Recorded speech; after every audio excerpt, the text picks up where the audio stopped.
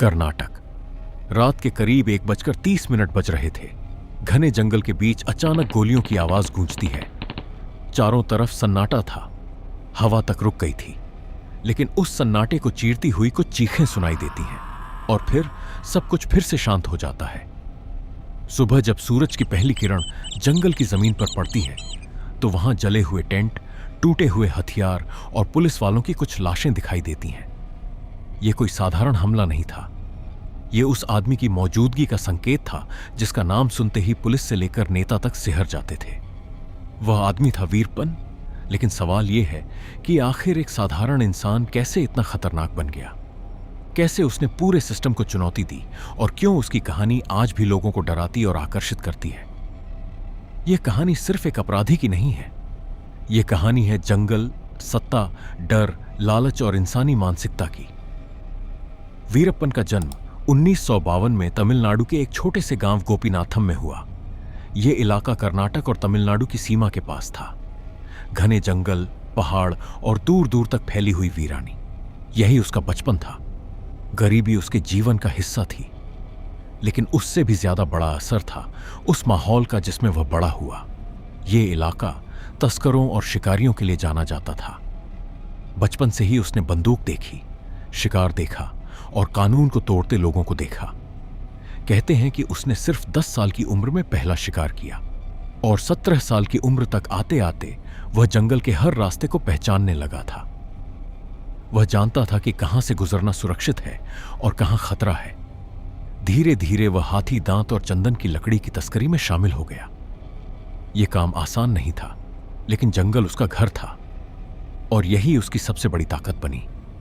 उस समय चंदन की लकड़ी की कीमत बहुत ज्यादा थी और इसकी तस्करी एक बड़ा अपराध था। लेकिन वीरप्पन के लिए यह सिर्फ पैसा कमाने का जरिया नहीं था, यह उसके लिए ताकत और पहचान का रास्ता था। धीरे धीरे उसने अपना गैंग बना लिया।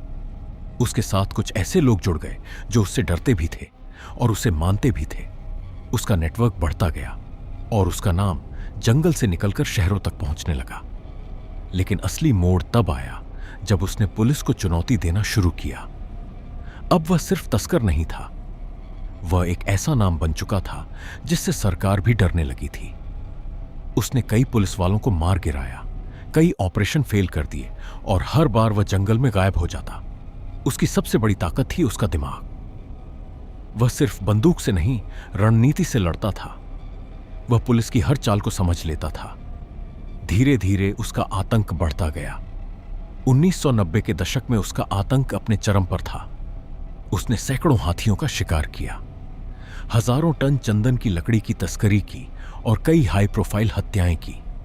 लेकिन फिर एक घटना हुई जिसने पूरे देश को हिला दिया। साल 2000 कन्नड़ फिल्म इंडस्ट्री के सबसे बड़े सुपरस्टार डॉक्टर राजकुमार का अपहरण हो जाता है।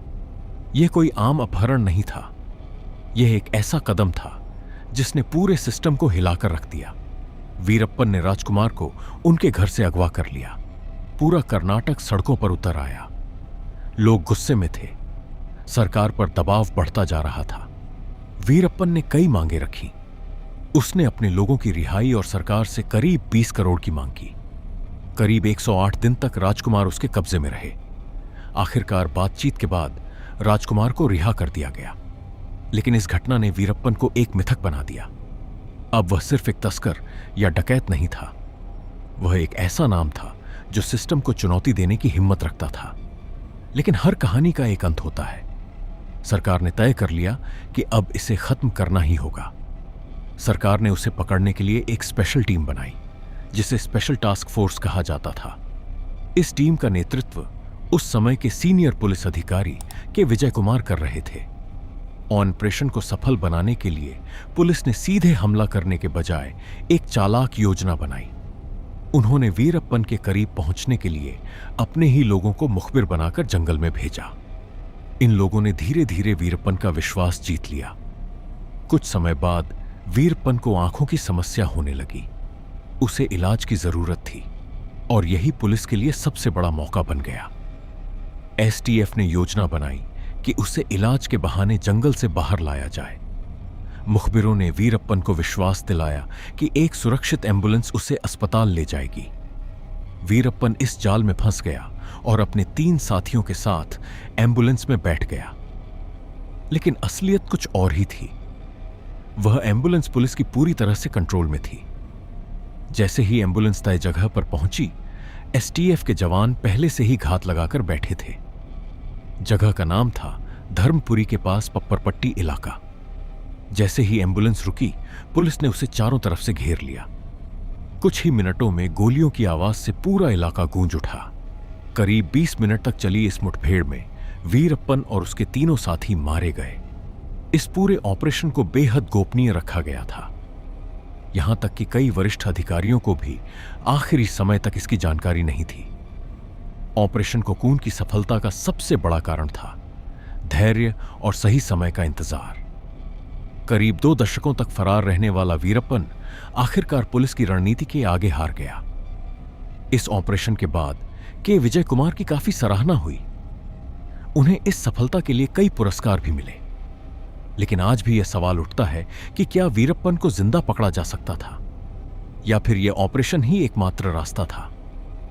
वीरप्पन की मौत के साथ एक लंबे और खतरनाक अध्याय का अंत हुआ, लेकिन उसकी कहानी आज भी लोगों के बीच रहस्य, डर और रोमांच के रूप में जिंदा है। दोस्तों, आशा करते हैं आपको वीडियो पसंद आया होगा। इस तरह के और भी एनिमेटेड डॉक्यूमेंट्री वीडियो देखने के लिए कृपया हमारे चैनल को सब्सक्राइब करें। धन्यवाद।